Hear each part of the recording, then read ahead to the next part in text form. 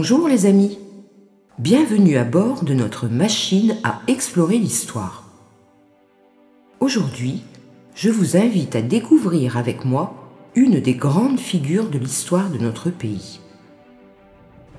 Vercingétorix, littéralement le roi des guerriers en langue de l'époque, est né aux environs de l'an 82 avant Jésus-Christ, en Auvergne, à Gergovie, sur le territoire de la tribu des Arvernes dont il devient le chef. Il va prendre la tête de la résistance à l'envahisseur romain commandée par Jules César. Comme nous l'apprend Plutarque, Vercingétorix est le fils de Celtilios. Il devient chef de sa tribu en 52 avant Jésus-Christ et établit des alliances avec d'autres tribus pour mener la guerre contre Jules César qui tente de coloniser la Gaule. L'essentiel de ce que nous savons de lui est d'ailleurs consigné dans les commentaires de Jules César sur la guerre des Gaules. Les Gaulois de l'époque étaient un conglomérat de tribus indépendantes dont la localisation géographique se répartissait en 3 parties: les peuplades belges, aquitaines et celtes, soit un total de 10 millions d'habitants pour 60 tribus distinctes, qui toutes commerçaient et avaient des liens politiques avec Rome. Quelques-unes avaient fait allégeance complète à Rome et collaboraient militairement avec l'occupant.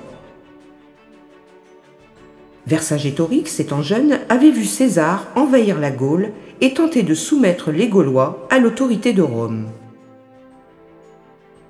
Les Romains occupent le pays et envahissent le monde celte, poussant leur conquête jusqu'en Grande-Bretagne et en Germanie, et fixant la frontière de l'Empire sur le Rhin. Mais les Arvernes refusèrent de se soumettre à Rome, et en 52 avant Jésus-Christ, une guerre s'engagea qui durera 6 ans. Vercingétorix révoque la Pax Romana et revendique l'indépendance pour les Gaulois. Durant l'hiver de cette année-là, des commerçants romains sont assassinés à Orléans et Vercingétorix devient le chef du parti anti-romain. Fédérant de nombreuses armées qui rompent leur allégeance à Rome pour rejoindre le révolté.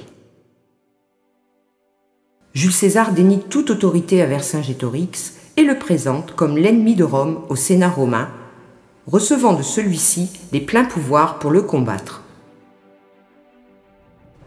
Vercingétorix va alors faire montre de son talent politique et militaire.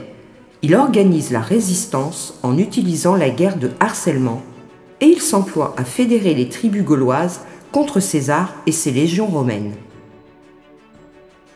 Il réussit à gagner à sa cause les Biturigies, peuplades gauloises habitant entre la Loire et le Massif central, et réalise une union rapide des peuples du centre et de l'ouest de la Gaule. Fort de son autorité, il décide d'affamer les troupes romaines cantonnées à Narbonne en utilisant la technique de la terre brûlée, c'est-à-dire en détruisant les approvisionnements, la nourriture et les infrastructures nécessaires à l'approvisionnement des troupes romaines. Puis il mène une grande bataille dans les environs de Gergovie, où il remporte une victoire éclatante qui lui amène le ralliement d'autres tribus. Mais Jules César se révèle être un adversaire particulièrement pugnace et un brillant stratège, et il ne baisse pas les bras. Les Romains, dans un sursaut guerrier, reprennent Orléans puis Bourges en brûlant tout sur leur passage, provoquant la mort de milliers de défenseurs gaulois. Le revers est rude. Pourtant, la stratégie de Vercingétorix semble fonctionner. Les légions souffrent et les Éduins semblent sur le point de se rallier à la coalition gauloise, comme les Parisis, obligeant César à ouvrir son front pour rétablir l'ordre dans ses arrières. Vercingétorix, fidèle à sa tactique, s'enferme dans Gergovie pour combattre César. C'est la victoire pour Vercingétorix et ses alliés, et les Éduans entrent à leur tour en guerre, prenant les Romains à revers et les obligeant à battre en retraite. César fuit et regroupe ses troupes. Pendant 3 mois, il reçoit de nouvelles légions du Sénat de Rome, Son armée compte maintenant 50 000 légionnaires aguerris. Une force de combat extraordinaire pour l'époque, complétée par des cavaliers germains qui combattent aux côtés des soldats romains. Vercingétorix envoie sa cavalerie affronter César et les deux armées se rencontrent aux environs de la ville d'Alésia. La chance quitte alors Vercingétorix et les cavaliers germains prennent l'avantage sur les Gaulois. Vercingétorix regroupe alors ses troupes dans l'oppidum de Mandubia à Alésia et demande des renforts aux autres tribus. Mais le génie militaire de Jules César va avoir raison du jeune chef Arverne. En stratège et chef de guerre génial, il organise le siège d'Alésia en construisant des ouvrages de guerre sans équivalent dans l'histoire de l'époque. Double ceinture de remparts, champ de pièges pour la cavalerie et autres ouvrages défensifs pour briser les attaques des Gaulois.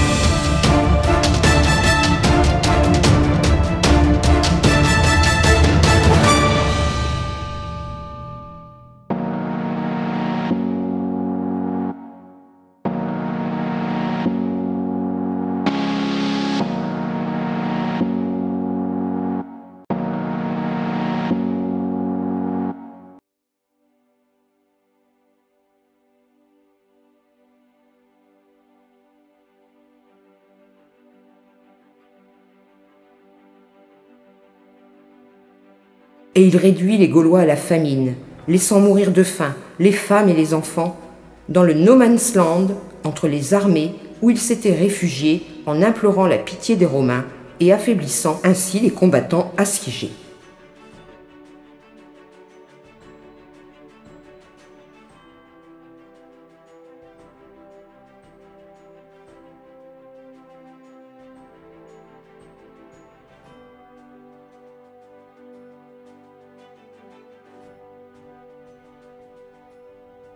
Si bien qu'au bout de 40 jours de siège, Vercingétorix se rend en personne pour apaiser César et implorer la clémence du vainqueur.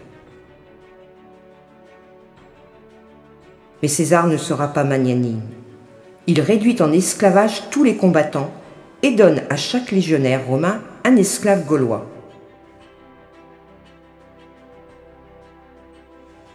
Vercingétorix sera enchaîné et mis au cachot.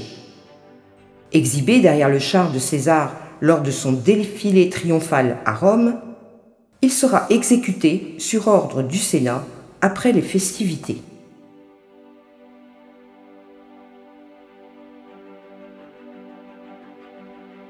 Le Sénat de Rome a voulu effacer le nom et le souvenir du chef gaulois de l'histoire, mais grâce aux écrits de César sur la guerre des Gaules, le nom de Vercingétorix, qui incarne la fierté de l'esprit français, a perduré jusqu'à nos jours.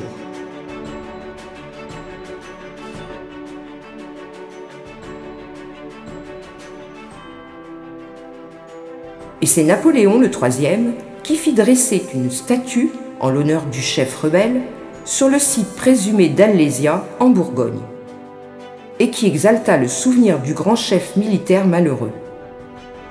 Seules quelques rares pièces de monnaie de l'époque nous rappellent son visage. Mais le souvenir de son courage reste attaché à notre histoire.